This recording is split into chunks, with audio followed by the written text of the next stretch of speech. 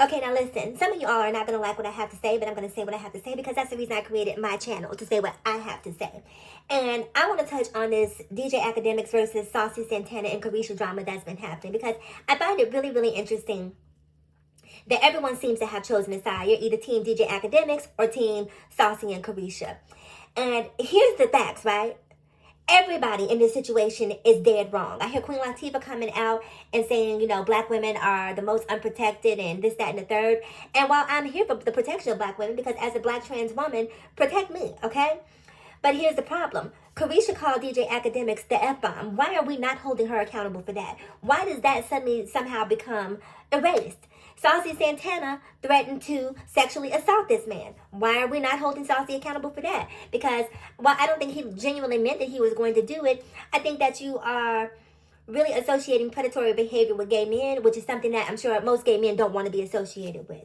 And DJ Akademiks calling Saucy Santana body boys and, you know, crying on camera because he really wants to spew all of this homophobia, but he feels like he can't because he doesn't want to be canceled. So I don't know about you all, but when I look at this situation, I just see ignorance times 3.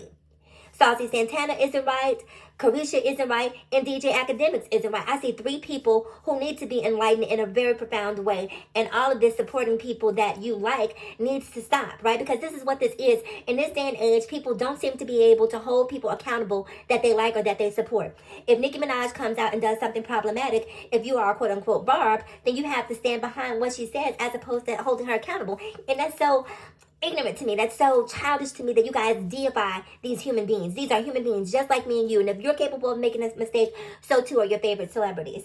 So I don't give a damn about holding Saucy's feet to the fire, Caresha's, or DJ Akademiks. At the end of the day, all 3 of them are wrong. And that's the argument that should be had because all 3 should be accountable. We don't get to give Caresha a get out of jail free card saying protect black women because she shouldn't have been calling him the F-bomb. And also Saucy Santana shouldn't have been justifying her ignorance saying, oh, well, I don't care, I'm from the hood, and in the hood we do X, Y, and Z. Well, if you're in the hood, then be in the hood, right? But don't come out here amongst the masses with your hood behavior because we're going to expect you to have grown from being in the hood. So if you want to call boys in the hood F-bombs and think that that's okay to do, then go back to the hood, right? Don't be a city girl, be an inner city girl, okay? But when you come out here on a very public platform and you talk that way, I'm sorry, it's a problem for me.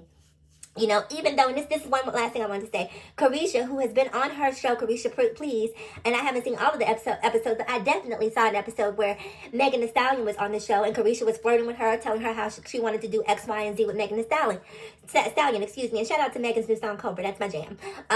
But Caresha was on there basically flirting with Megan Thee Stallion and basically saying, girl, look, I go both ways. But that again speaks to women having the ability to play with their sexuality, to be fluid in their sexuality, and to not have to bear the brunt of social persecution for that fluidity, right? Because Caresha, while she is the B in LGBTQIAP+, doesn't identify as such.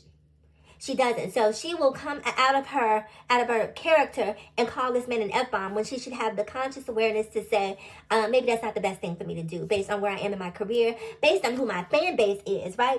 And when she calls DJ Akademiks the F-bomb, let me be clear about this, right? I don't think Caresha is addressing a whole community. I don't think that is her intention when she does that. I think she is specifically talking about behavior that is associated with DJ Akademiks and, you know, his history of berating black women.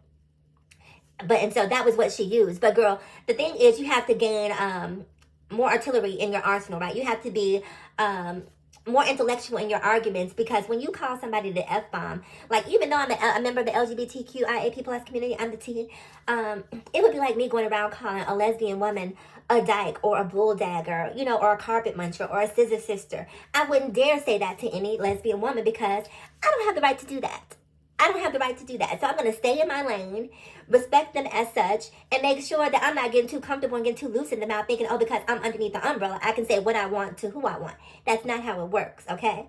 So even though Caresha is the B in LGBTQ, she does still have a sense of onus and responsibility to be mindful of what she says.